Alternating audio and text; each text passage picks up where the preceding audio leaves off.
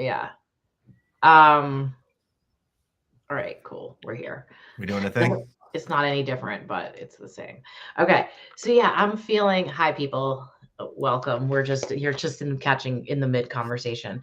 So yeah, I wrote a blog post about how basically for those reasons sharks I'm out. So the basically the 5 reasons why I'm out, and I'm just like I now I'm recognizing the feeling as burnout because I've had burnout before. Um and like it's like this feeling of like I cannot possibly do it anymore. And I think Yeah. it's because I'm such a passionate person that like I throw my whole self into everything so Hmm. hard that like I either it's either all in or just no thank you. Yeah. So that's Yeah. what I'm feeling. I I feel you on that. And then I'm feeling like secondarily, I'm like, now what the fuck do I do? Like I've thrown myself Right. into this for a good 6 years now, and Sure. it feels like, you know, there's a piece of me that's afraid to post the blog post because it's too much of like a nail in the coffin. Right.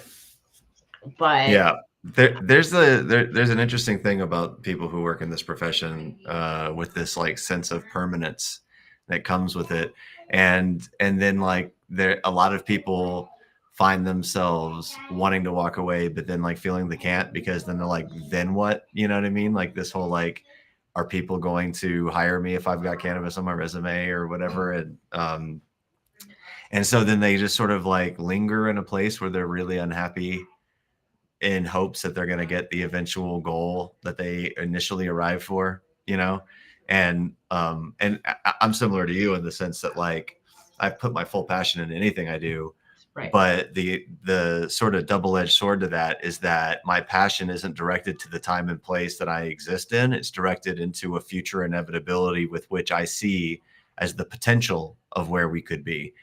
And because I always place my focus on the potential, I'm perpetually let down if we don't meet it, or if we're not on the trajectory towards it, or if there's not Exactly. something progressing anywhere to get us there, which is where we kind of are right now. Which brings us to the meeting. Which brings us to the topic of today. The copium hour. The copium hour. I love it. So yeah, I got the notification that he is our president. And I was pretty bummed about it, but I don't know. I also was feeling that we need to like sprinkle in some good MLK like quotes or inspo here just to kind of like lift ourselves up because at the end of the day, like this day is not Trump's inauguration. It's the celebration of a man's life who tried to change exactly what is coming back. Yeah. Yeah. I mean, really, like, what a fucking head trip that this is on the same day. Right? It feels like it just feels like a movie, like a Yeah. simulation. Like Right. how did this possibly happen like this? And like always this, for the probably since I've been smoking weed, like it feels like we are like on the wrong timeline, Right. you know? Yeah. I don't know. Yesterday I got to go to this really incredible exhibit at Brother Jeff's Cultural Center in 5 Points, which for people who are not aware is the historic Black neighborhood of Denver. Brother Jeff has an incredible sort of center of gravity in 5 Points there at the Cultural Center, and hosts all sorts of different types of cultural events, from art to to politicians to group discussions, and runs a kitchen and a warming center. I mean, it's like a center of the community. And what I was there for was my best friend Vince, who is a photojournalist now activist, was doing a showcase of 50 photos that he took during Donald Trump's first presidency. and it was called Donald in Denver, Dissent and Discord, or Discord and Dissent. And what happened was basically during that year, Vince had left the Denver Post and was actively a part of different political movements happening during the time that Donald Trump came to presidency, all within or around community of Denver, including a trip they took with some Denver youth to Washington, D.C. to protest on the Supreme Court steps at the accepting in of Amy Cohen Barrett, right? So like, or Amy Conan Barrett, I don't know what her name is, she. And so like the exhibit was incredible, and just prior to the exhibit, a day or two prior, Brother Jeff hosts a podcast as well, where he invited Vince on, and he had a couple other guests all talking about just sort of the importance of photography in the resistance and in the movement of Black liberation, and there was a couple things that they said that just sort of put me in this exact time and place right now where we are, with it being Trump's inauguration and MLK Day at the same time. And one of those things that they said was that, like, history rhymes like a dope lyricist. Like there is absolutely a pattern of events. If you live long enough and old enough and you're a part of it enough and pay enough attention, you start to see this rhythm, that like plays its way out. And with it, these periods of complacency that seem like peace. The Obama era felt that way to a lot of the middle. And even the Biden presidency felt that way to a lot of the middle, although maybe less so.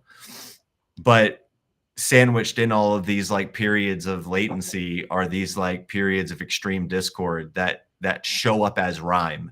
They are exactly the same. They're just, a different time and place with different actors in the roles. And so like, we've been here before, right? Like, the next 4 years are going to be probably a lot like the 4 years of 2016 to 2020. And we have to be just as up for the task as to what's demanded of us to meet that need as we were then. And so, like thinking about Dr. King and some of the quotes that I've always been inspired by, some of the things that happened in the Black liberation movement at these times when things were categorically worse than they are today, gives me, I don't know if you want to call it strength or I don't know if it's hope. I don't know what it is, right? Like it's almost neutrality, I guess, in the face of what seems like a really big thing. And I'll end that thought with, when I was in this space yesterday, there were a lot of activists in that space, and they were talking about, are you ready for tomorrow? It all starts tomorrow. And what I didn't get from them was this like sense of dread. I wouldn't call it a sense of excitement. It was more like, we see what's about to start happening and we're ready to meet that challenge. Like, we know what the fuck to do. Out. That's right. We know what the fuck to do. And one of them specifically said, something about Tuesday. And I was like, what's Tuesday? And they both looked at me kind of like, don't you know, that's when all the ICE raids are going to start. And of course I knew that's what that was going to happen. I just didn't know in the context of with which they were talking about it. They were talking about it without dread and without fear, but with knowledge that like, we got to get active. That's what's up next. Like the next round of the fight is here. It was just an interesting place to be in. Considering my personal emotions are all over the fucking map about this. Yeah, same. And it's all just it's all very much like there's just like a lot going on at the same time. It just feels like, for me personally, also within the world, it just feels like it's something very like cataclysmic for me. Like there's like this, it's like there's a spark, but I don't really know what to do with it, and there's a part of me that just wants to like literally numb out, shut down, and like go under the covers and not do anything. Like I don't even know what that looks like. I've never not done anything, but that's just like Right. an energy that I feel like pulled to right now is just that's what merg is. Like that's this word that I keep using. Basically, it's just like ugh and ugh and all that. And Like meh. and yeah, meh, exactly, like all tied into one. Merg. I love that. Yeah. And yeah, so I don't know. I don't know. So I mean, thanks for that. That was really uplifting. Like at least in some ways. I know that sounds weird that like it was uplifting, but at least there's and I do remember for me, I never really understood what the term like woke meant until Donald Trump was elected the first time, 2016. Yeah. And I was so upset about it and so just torn up and I couldn't believe it. Like I just couldn't believe that we had let this happen. And I went to work that day on, the whatever the day after election day. And I remember I brought like McDonald's sandwiches, egg McMuffins for everybody to like just, commiserate and feel like, Mhm. most people in my industry were Democrats. So like it was, we were all kind of feeling that energy together. And then I was walking down the hall and I was talking to one of my Black friends and I was just like, oh my God. And she was like, obviously this happened. And like, Right. and she was like, welcome to being awake. Like, welcome. Like this has been and like, and I never really, that was the first moment where I was like, oh fuck. I have Yep. really, and that's like right when I first started smoking weed too. Which is Yes. like so funny because then I started just like Good. the waking up was like exponential. Yes. Yes. Um, but like, On multiple levels. and then you can't unsee it, That's right. anymore. That's right. Yeah, there was a real reckoning amongst white liberals in 2016 who were already pre-partying, on election day. Like they were like, this is so in the bag, let's all We're all celebrate. wearing pantsuits. And you could just see the faces elongate over the course of the night into abject terror. And yeah, I mean, there weren't a lot of people of melanated backgrounds that were very surprised by that. Right. And there were a lot of workplace conversations and social conversations that happened on the mornings after or the week after that started very similarly, where a white person said, I just can't believe this happened. Who saw this? I never saw this coming. And the other being like, where the fuck you been? Right? Like, how did you not see this coming? We This knew is this was a systemic. done deal. Like, This is just like, yeah, this is the rhythm, right? Like they see the rhythm and we have not seen the rhythm, we being just general white liberals, right? I actually don't say we in that regard because I don't consider myself a liberal. I consider myself a fucking extreme leftist.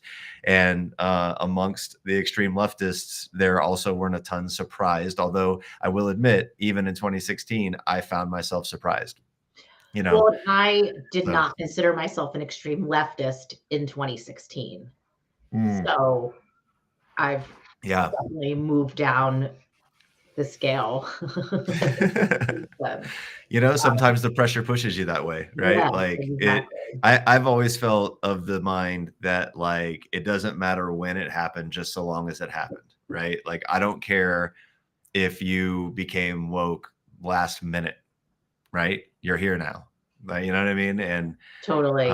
sometimes it takes like getting your cage really rattled to get you to that point. I think I've had a few cage rattling moments in my life that have kicked me back into lane. You know what I mean? Yeah. Into like authenticity, because what I find is that if I'm ever anywhere close to the middle, I am in the wrong place. It is not necessarily a rejection of moderation or a rejection of compromise, because I use those tools, but it's where I find myself complacent with things in a status quo, right? Like that's where I think some real bad happens.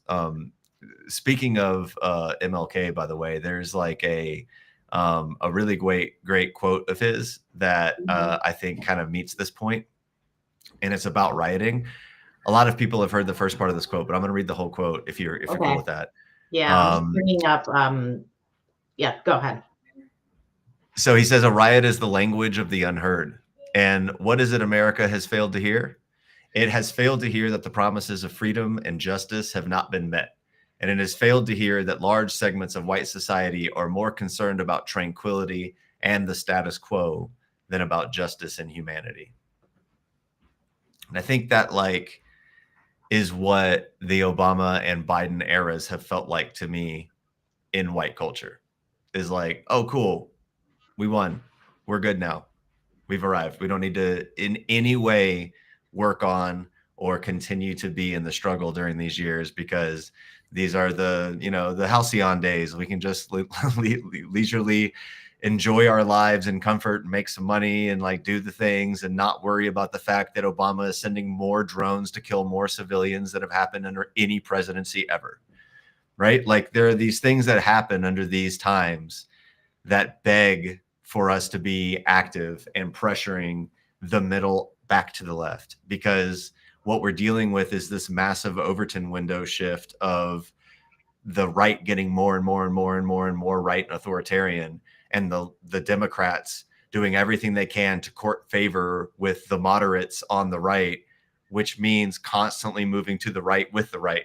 We're doing the fucking crab shuffle off over to the right wing. That's why the rest of the world looks at America and they're like, what the fuck, y'all? You're not liberals. I mean, your furthest left party is conservative in every one of our countries. You know what I mean? Like the Dems are right wing. The right wingers are like, the Republicans are like fucking fascists, right? Like that's how they view that range of our politics. And it's because that Overton window shift has continued to, the Dems have allowed themselves to continue to play off here to the right.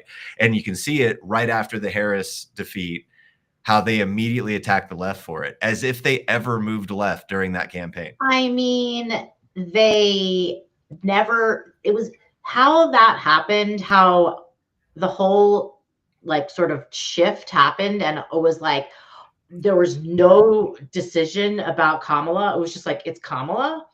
Like Yeah. that was just like, and that's the other thing I've been feeling about this country in the past like few years, especially, is like, it seems like something can just happen like that now. Like there's no like checks and balances or procedure like there used to be, on certain things. Like, so the DNC just decides literally overnight. I mean, I know it wasn't really overnight because they probably had time and whatever, Sure. but like, that they're gonna put in Kamala without doing any testing, without being like, literally being like, this man, Donald Trump, is a threat to world peace, democracy across the board. But let's just put in our next best player, and go and then have her pick a good running mate. I mean, and it's like we learned nothing. Like, understand, as much as we might hate it, a woman is not going to beat Donald Trump. Be mad, be fucking furious that that's the case, but a woman is not going to beat Donald Trump, because the people who like Donald Trump are from the patriarchy. So like, right. I'm like, I'll even give them the benefit of that doubt.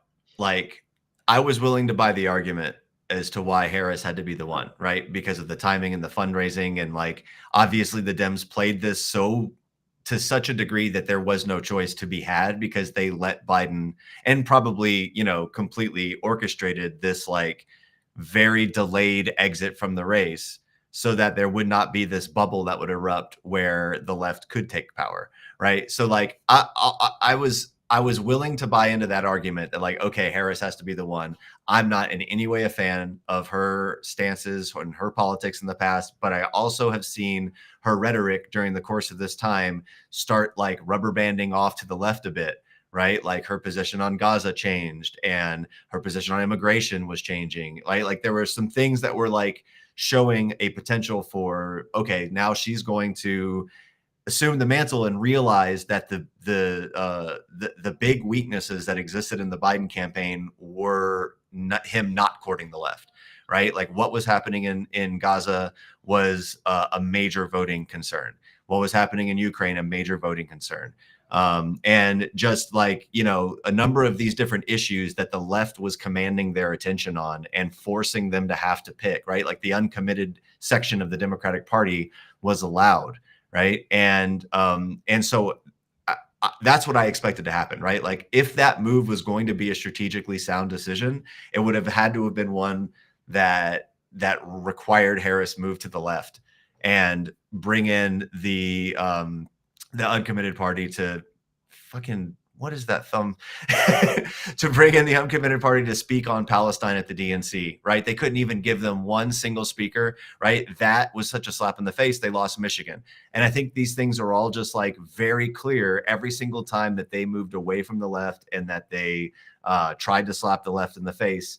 They got decimated and they lost all of these swing states as a result of some of those positions, in my opinion. I mean, I don't know. A lot of people have that opinion, I'm sure, but that's how I called it. And then immediately at the defeat, they blame the left, which is insane because she moved right in the actual like final stages of that campaign on immigration and on, you know, she never once really committed anything towards the left on Gaza. Like she did nothing, just moved right. She just tried to like walk over the balance beam, you know?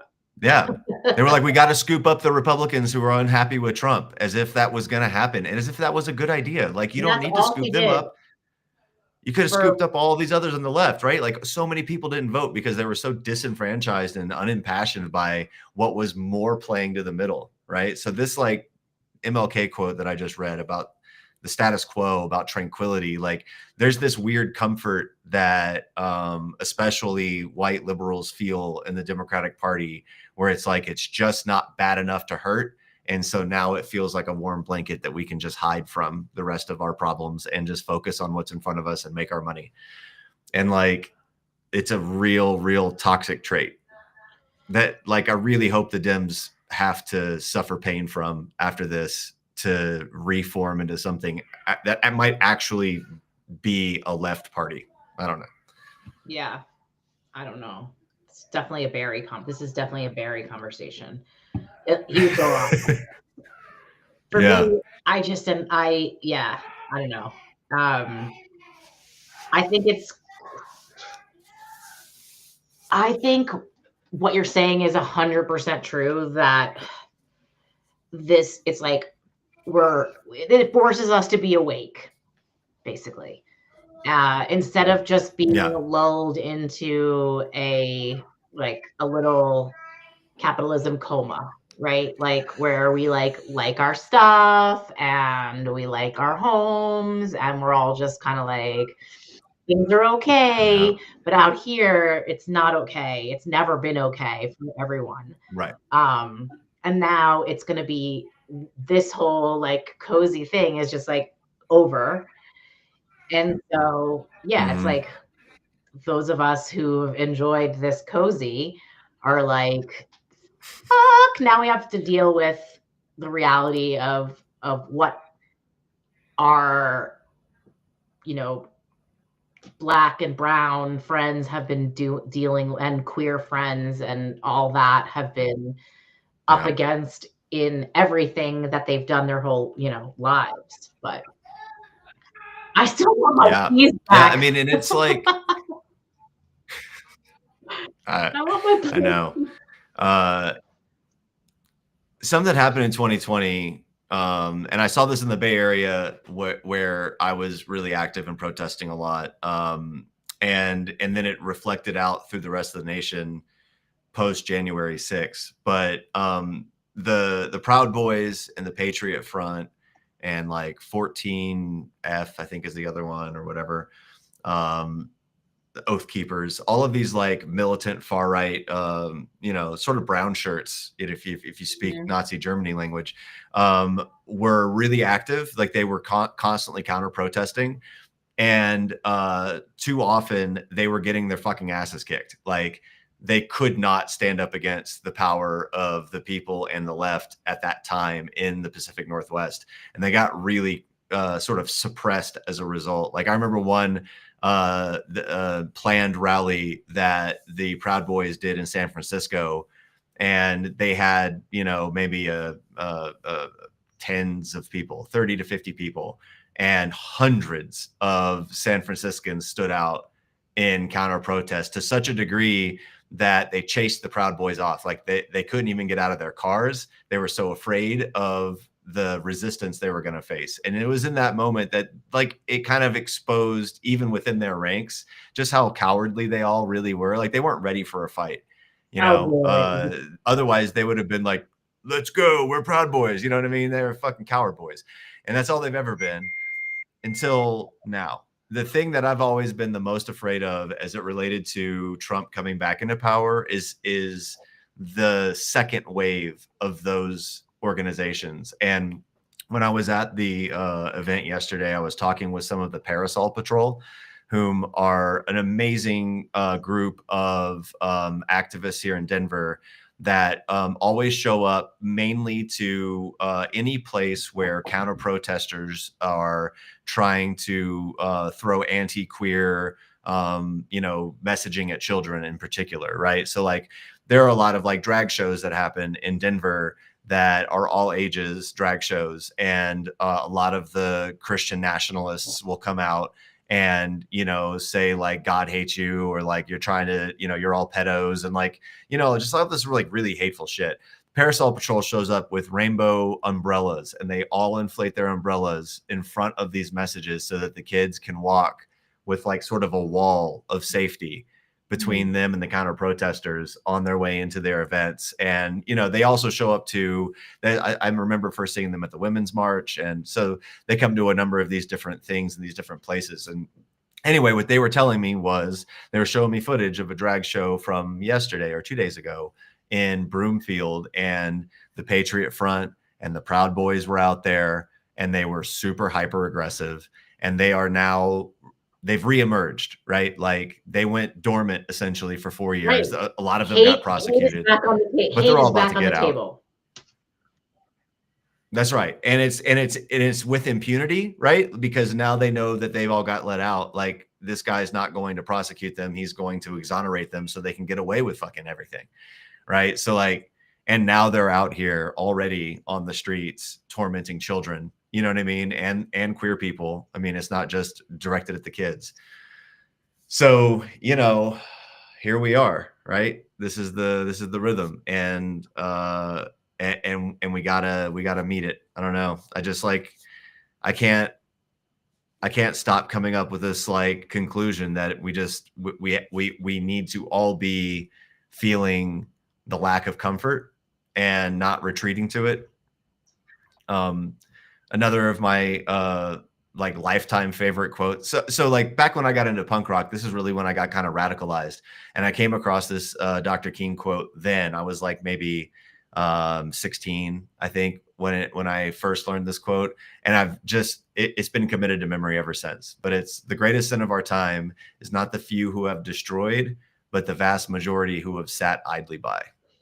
Right? Yeah. Like King is always thought of as this like sort of love, religion, peacemaker. But when you really like unearth his opinions, and you really like go through, when you get past the surface level stuff that everybody always likes to promote about Dr. King, about everything being about peace and love, and that's the way, like there's a lot that he speaks that is a call to arms, right? Like he was actually quite a radical.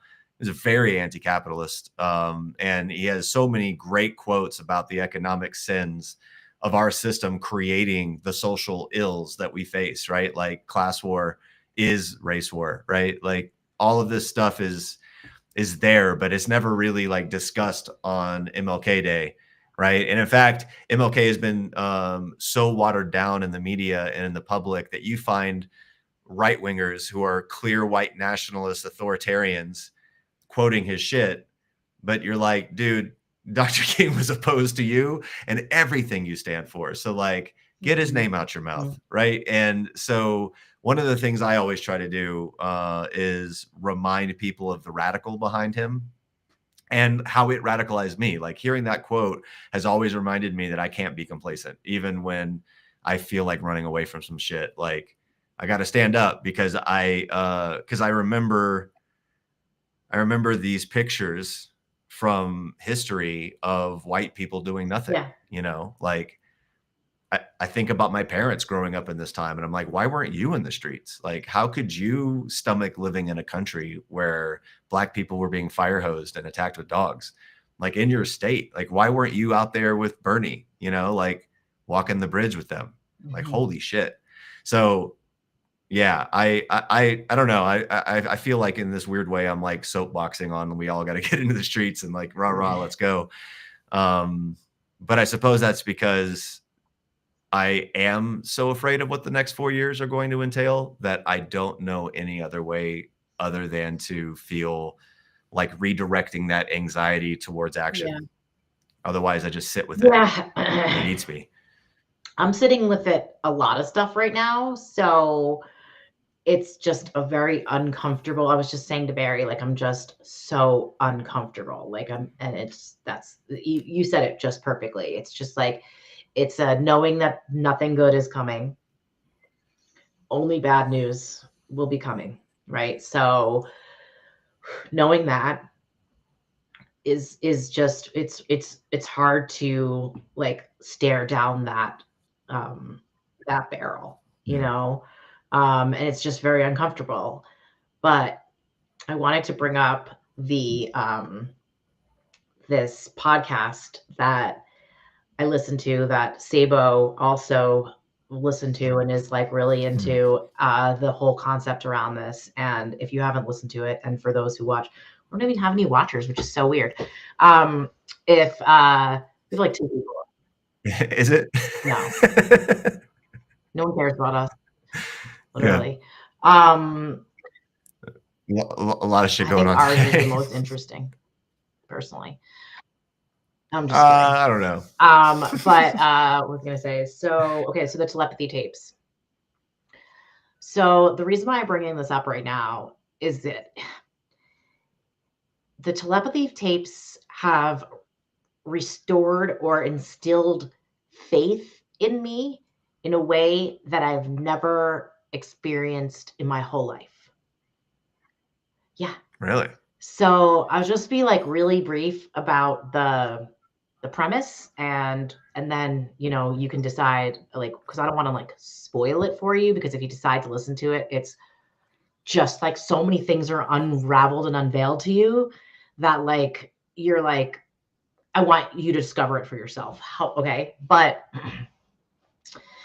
the premise is that, and what they prove out without a shadow of a doubt, in my opinion, is that children with profound autism, basically non-speakers, especially, and some limited speakers, but also, you know how when with autism, it's like you might have speech for a few years, but then not have speech after that or whatever.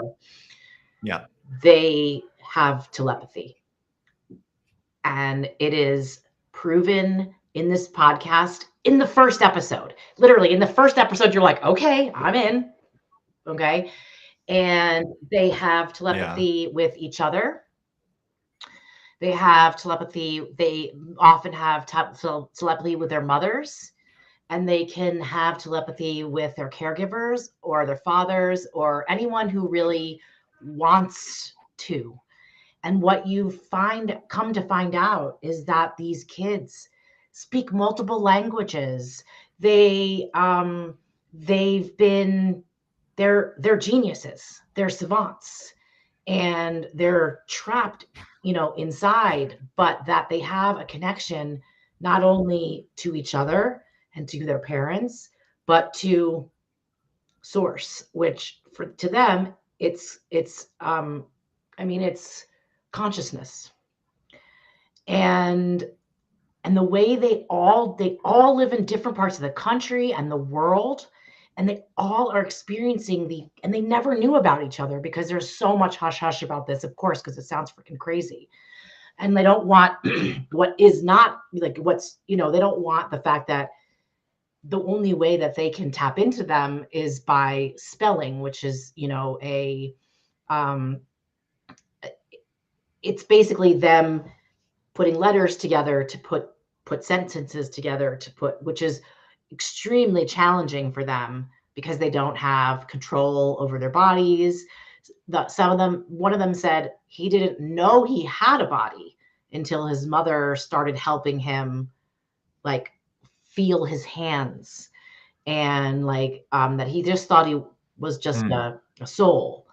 And it has just, and like, I am not a religious person. I have been raised on the rituals of Judaism, but I've never been like, this has given me a weird sense of comfort about spirituality and about where you go when you're not in your body anymore. And also it's made me feel like, oh my gosh, we need to like these kids are actually the like the portal for us to learn so much about what this thing that we can't see. But because I mean, it makes sense that we can't see magnetism. We can't right. There's so many things we can't see, but we can explain with physics. So the whole discussion in the podcast is about materialism as the foundation for science, and that this is a science that is not rooted in materialism. And so it blows the minds of scientists to the point where they want to call it, quackery or whatever. But the kids will be in another room and the mother will think of a number, and the kids or write down a number, and the kids can see what the mother sees. It's insane. It's going to blow your mind. When you say in the first episode, they prove it, I felt satisfied. That word is loaded, right? Because proving it in a scientific sense is going through peer review and going through the scientific process to say a theory is proven now and is a fact, right? Is that the level of scrutiny you're talking about, or do you mean they demonstrate throughout the 10 episodes? Sorry, there is so much rigor and so much scientific method put on it, with the exception of the fact that you can't see it, right? You cannot see it. And so there has to be some sort of belief or suspension of skepticism, I guess. But in this, in the podcast, so many skeptics are converted to seeing it. The first episode, there's this cameraman, Mike, and he's just like, no way, no way, no way. And by the first 5 minutes, he's like, what the literal fuck? And so it's like that. And every time, you finish an episode and you're like, well, what about the next episode is addresses that. And then I don't even again, I don't want to, I didn't ruin it for Barry. I was like, you have to listen to this without me telling you more about it, because I want you to peel the onion for yourself without me telling you ahead of time. But there was something extremely comforting about it to me, that there's basically that their hypothesis is that, how we think about consciousness at the top, awareness, whatever, right? That everything is built on consciousness. Instead of consciousness being an enlightened place. Sorry, it doesn't like this conversation. Out. No, I like this conversation. Fuck you, internet. Right. I'm sorry. So you could choose to repeat that, or we can keep moving on. I'm down for whatever. It's just that what their hypothesis that, you'll decide after listening if you agree with, is that consciousness is the underpinning of everything else. Yeah. So instead of consciousness being up here, it's down here. It's, and I feel like It's the base when, layer. yeah. And so when you like do shrooms, Mm-hmm. don't you feel a sense of connection? There's like a different frequency almost, right? That you can like tune Yep. into. And I feel like with more practice and with meditation, Sabo is like really into this breath Yep. work and all of that, that you can get closer to that consciousness state Yes. where, I think they call it like theta waves or something in the brain. Right. yeah, where you can be like at peace, but also that's the state that you would kind of need to be in to tap into consciousness if, you know, Yeah. like all the caregivers and the moms say that if they want to be like a vessel for them, for the kids, they have to like really empty themselves out of all of their own thoughts and all of their own issues or anything like that so that they could just be a vessel for like and the one woman, I mean, this is not spoiling anything.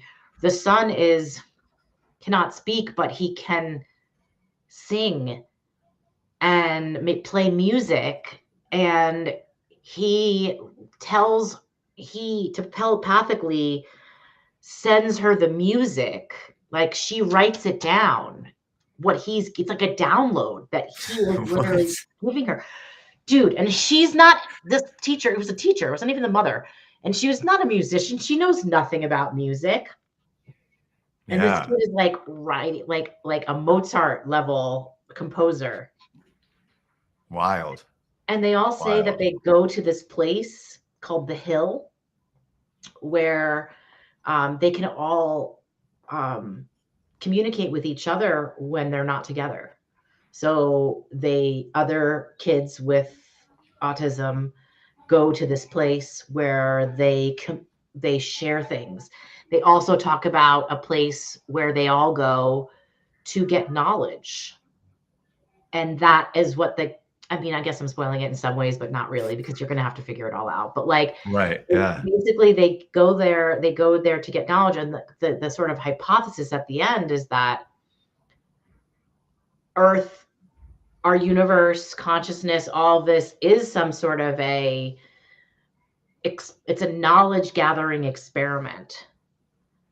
And that everything Yeah. that humans learn, everything that we evolve is growing consciousness.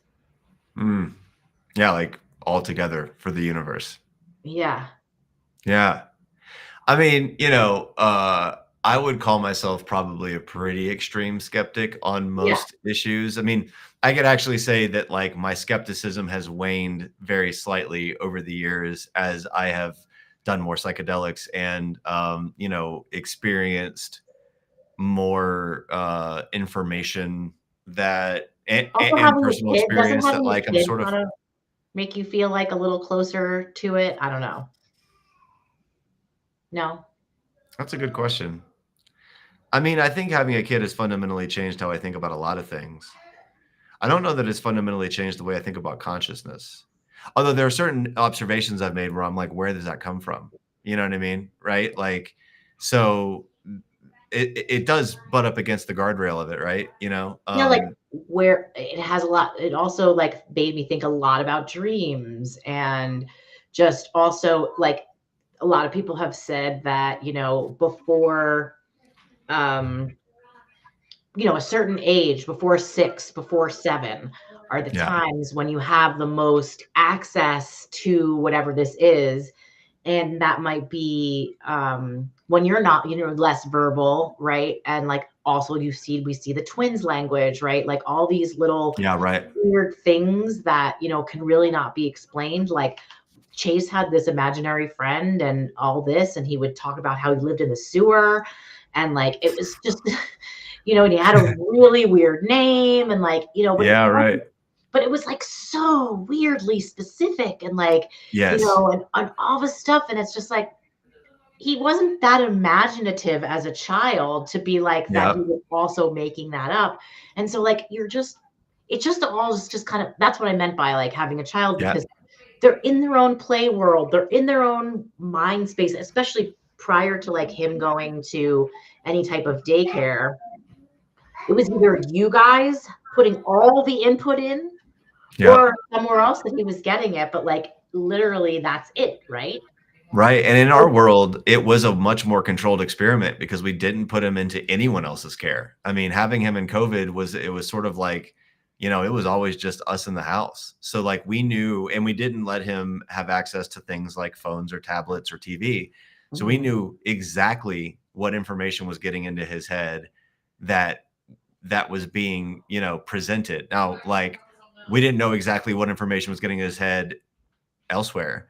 But there were certainly like these moments of extreme personalization in his experience and in his reflection of the world that did not come from us, and it did not come from anything else. Right. And we're just like, huh. There's this like nature versus nurture thing, right? Like if we're not nurturing it in them, it must be nature. But like, what does that really mean when we say someone naturally is something? Like, you were always born precocious, or you were always the happy, a happy child. Like you just had a naturally positive disposition. Like what? Okay, why? Where does that come from? Right? Like if it's being coded by genetics, then that means there's something way more interesting about genetics than we've ever unlocked, which is that like maybe consciousness can be encoded there. Right. Certainly, we know that there's something happening with epigenetics where shared experiences across massive amounts of population can like find their way into the way that we instinctually react to things, right? I think women are a lot more like skeptical of people in public because they have been subjects of violence for, in the entirety of human history, right? So like, I think epigenetics plays into this in a weird way where you're like, how can collective information be shared just because we have genetic coding, right? And like when you think about DNA as really just a storage of information, then you think about the universe as really just a storage of information, you start to see all these weird echoes in how that information is actually stored and shared. We can share information through light, right? That's what fiber optics are. So so what is information? How does it get shared? Like how do we obtain it? Is it maybe more than what we think, right? Like when you think about lucid dreaming, people can leave their consciousness and go obtain information and bring it back. Like it happens all the time. If we can accept lucid dreaming, how can we not think a little further about what that might implicate, right? Like I've had these experiences on like DMT where I realized that perhaps our consciousness is not tied to the third dimension at all. And maybe that there is other ways to communicate that we don't know how to unlock, but could. Right? Like there are signals of information that, like it's like, infrared light, like our eyes are not made to visually see some of the systems of information that are being shown it. Right. But if we have infrared vision, we see a whole lot more information now about our world in front of us that we could not visually see before. But like, could we? And we just don't visually recognize it because of the way our retinas are working. But like when someone's standing behind you, how come you know they're there? You know what I mean? Like there's just extra sensory information that we're able to obtain that we haven't really fully nailed down yet. And the world we live in is trying not to allow us to see that because it's too, there's just too much there, Yeah. And it just change. I think it would just change how people see their time here. Like instead of being like, oh, well, I'm here for a purpose or a reason. I'm not going to get into this crazy capitalism, work. I'm going to find my purpose. I'm going to go sit on the mountain. Yeah. Right. So it's not like really healthy. I was also going to say that I do think, and especially right now, I'm going through one of the female body's best experiences with menopause. And prior to that, we've had pregnancy, birth, postpartum. We've also had waiting for menstruation and all that kind of stuff. Yeah, I was going to say menstruation throughout. Menstruation for like your whole fucking year life. Okay. And then you're like, and then it tries to go away, but it doesn't go away quietly. And Prepare for that. I just want to say, like, all Oh the books you yeah. read before you had Miles, like read some fucking books before Steph goes into menopause, because Barry's been like, what the Yeah. literal fuck is this? Like, it's a lot. But Yeah. anyway, what I was gonna say is Yeah. that I do believe that women are we're just more connected to source, like, in some way. Like, I just believe that and it's not that men can't access it or anything like that. It's just that we have to feel it all the time, because, like, you can kind Yeah. of like numb out from it and just be like, whatever, this body is all that I am. But like, all these things that happen to us, like, throughout the month, throughout our life, you know, uh, and the fact that we can bring life into the world, like, with a soul in it, or with a personality, let's just call it, if you don't want to call a soul, where, Sure. like, we that's a connection to me. And I know this might sound woo, but that's the connection to me to, like, the the other place, whatever that place is, Yeah. because where the fuck, I mean, obviously I know where babies come from, okay, but, like, Right. where does it all, like, yeah, how does it all work? And there has to be more than what we know. Something that's always blown my mind is how you can start a plant with a tiny little tiny seed, and you just like look at the mass and size and volume of the seed, and it's barely anything. You crush it and it's just like Dust. a little bit of kind of powder and fiber and dust or whatever. But in soil with water and sun, a giant fucking tree can come out of it. Where does all that come from? Right? Like, I know I'm getting like really like a little bit like what are magnets? How do they work? But like, you know, like that's always just blown my mind, because the seed is information that's coding the growth of this use of resources, right? It's like absorbing the carbon and the nitrogen and all these things and then redeploying it into matter, which is just fucking bizarre, right? And that's sort of the same thing here. Like, you're talking about things you can only see with microscopes developing into what I am now, consciously discussing how our consciousness might leave the third dimension, and who the fuck knows, like I could be, Einstein doing goddamn math, and it all came out of something microscopic with just information in it, like the transfer of information and how it develops into things that are bigger than itself, I think, is of critical import here, right? Like, the universe is a superstructure. We talk about these different areas of the universe as structures, even though they span, like, if you think about a nebula, like, you see the nebula and you have all these gases and colors and shapes, and you're like, wow, that looks like the horse's head. That looks like the pillars of creation. That looks like an eagle or a crab, because of these like defined specific things. But like, you're talking about things that are like 5 to 500,000 light years like in span. Like, if you were actually inside that nebula, you would see space like it's normal space. You wouldn't see all the colors and the Right. gases and the stuff, because it's so fucking vastly far apart. But when you pull way, way back, you see the superstructure. And what you see is something very defined. I know this is like getting like way off the page, but like, I feel about this all similarly, in that there's energy cannot be created nor destroyed, supposedly, as far as we know. So like, information then therefore is just here, and it's being reconfigured, repackaged, and redistributed into larger structures. And like, those structures might be humans, right? Like, we're really just star shit, right? Like, that's all that just got compressed into the earth. And just because of a bunch of different factors, we got lucky enough that our little seeds can turn into trees or humans and whatever, drive a fucking spaceship off the planet, right? Like, that's all just from such a little bit of base material and conditions. And all this new information is being derived from it, but it's the same energy.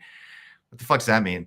I don't know what anything I'm saying is. And it probably is also potentially scientifically inaccurate, for all I But know. then You know what I mean? again, I'm not a fucking physicist.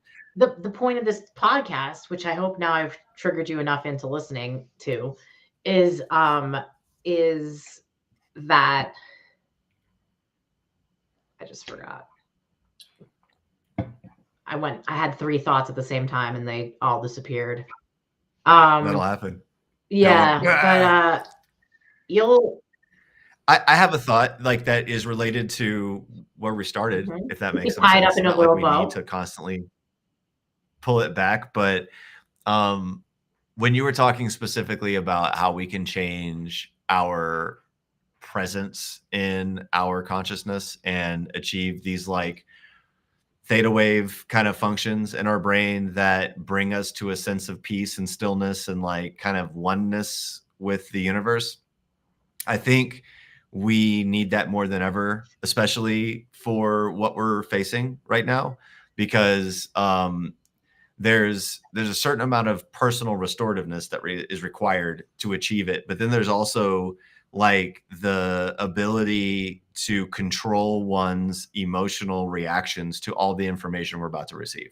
I mean, if we remember the first Trump presidency, it was littered day to day with sometimes as much as fucking 50 different things that he was doing or saying that felt like the World War III was about to erupt. And it's already started, This is right? the Like part that TikTok I've been the ban most, and fucking Greenland and this is Panama. the thing that I've been the most worried about since election day is the barrage. Yeah.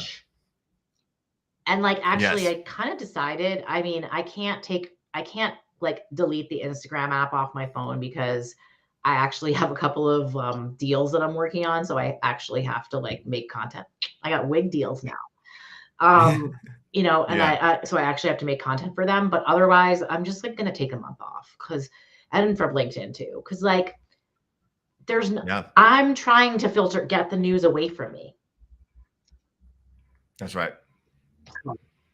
And that's not escaping, by the way. Like, you know, being woke doesn't mean taking in every single headline that comes through the news so that we can remain aware I already of what's know. occurring.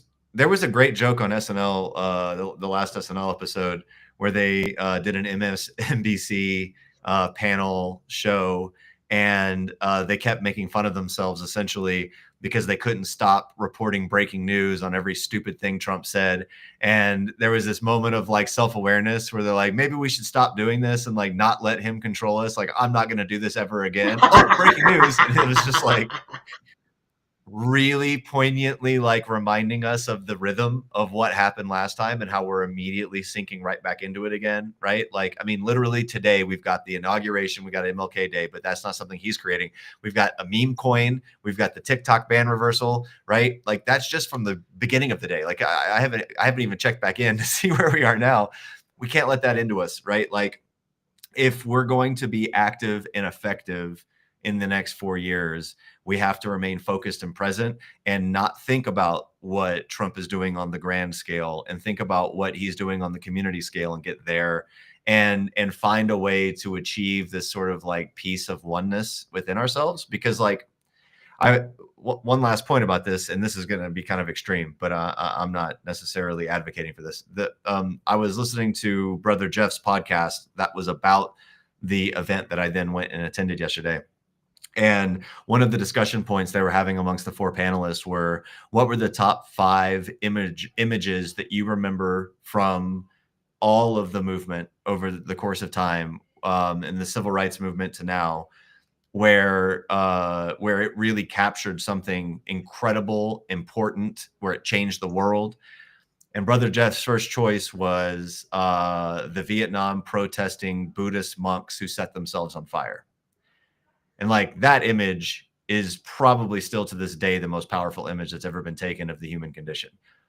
And the reason it's so powerful, other than just holy shit, it's someone who has the wherewithal to set themselves on fire, is because almost everybody will tell you they're dedicated to something. You know, they're passionate about something. But how many people are so dedicated to a thing that they'll fucking set themselves on fire for it to achieve peace? And then you have to like peel back the other layer. Like, how do you mentally prepare to set yourself on fire, to stand for something, right? Like in protest of something happening around me, I'm going to end my life in the most violent way possible, in a way that almost everybody fears. You know what I mean? There's almost no worse fear than burning to death. That's why they did it to witches.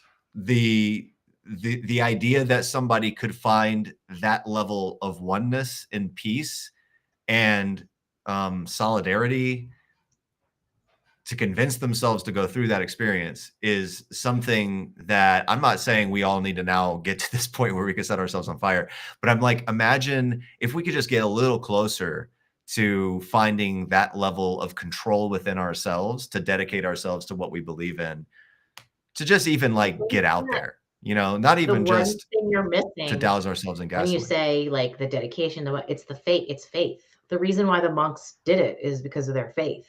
They believe that there's something else better, a better place where they're going. Because they've been spending their whole lives trying to access that place. And that's what being a monk is, right? It's like sitting in literal, trying to expand your mind and calm your body and all that. So it's like that only like kind of, it really brings more of like the faith to me, like to say they knew that this was, they were called to that. They felt called to that. Whatever that was, they felt that that was what they needed to do. And like it's reverberated for decades. Like that person will never be forgotten what they did. And it wasn't for preservation of self, but like preservation of the moment. Nobody can see that picture and not want to know why that happened. You know, like just like pure human empathy and faith, or you know, or will, or you know, peace and control. Like it's a combination of all of these things, right? Like the Buddhist path is one where to achieve, or to walk that path of faith is to achieve all of that control and oneness and presence, which is not present in most Western religions, right? So like, you know, I don't think just mere faith alone can get them there. It's like also the practice of self-care, right? Like what you said a minute ago, that monk had to spend so many years working on their practice, right? Like being in solitude, being at peace with themselves. But they were not missing from awareness or wokeness or the cause. They were the most dedicated person in that cause at that moment. And they did something that nobody will ever forget. But they spent the entirety of, you know, much of that time before working on themselves. Like if we care for ourselves and we work on ourselves, it allows us to meet the moment, you know, and our moment probably isn't going to be setting ourselves on fire. But if our moment is just like helping feed the homeless and, you know, standing up against the, you know, ICE coming into our communities and trying to remove immigrants, like whatever that might be, there's some little thing that we can do. And the best way to do that is to not like riddle ourselves with fear and dread and let every single insane, distracting thing this fucking tyrant is going to do over the next 4 years put us into a state of reaction. Like we need to be just clear-headed and almost calm, you know, like I'm fired up, I'm angry. Every single bit of my punk rock drive is like, let's go fucking in the street. You know what I mean? Like I'm ready to go. But like, you know, I'm not going to be anyone's help if I'm hype and I'm like looking for a fight and I'm trying to find out some way to get that aggression out. All right. We have to like be careful not to just like get into this mode of spewing negative energy into the world as we are dealing with this, because that first off doesn't change anything about the world. Secondly, it's just a misuse of our energy. And then thirdly, yes, it allows them on the right to typify how the left is, right, and say, look, there's an example. Look, there's an example, right? I refuse to be their example. I'm not their fucking puppet, right? I'm not going to behave the way they think I'm going to behave, but it doesn't mean that I'm not going to also meet them in the fucking street if I need to meet them in the fucking street, right? Like that's just where we're at. I'm not a fighter. I don't have guns. So like, you know, that has limited effect. But if I can help empower movements, if I can help feed people and show care, you know, there's an impact I can make, but I'm not going to make it freaking out. Right. Well, and that's the self-care. You have to take care of yourself before you can go out there, wherever out there is. That's right. Yeah, exactly. Well, exactly. That's a good message to leave it on, I feel like. What do you think? I hope so. All right, everyone and no one. There has been someone on, but I don't know who that is because they haven't made any comments. But anyway, thanks to anyone who joins. But they're lovely.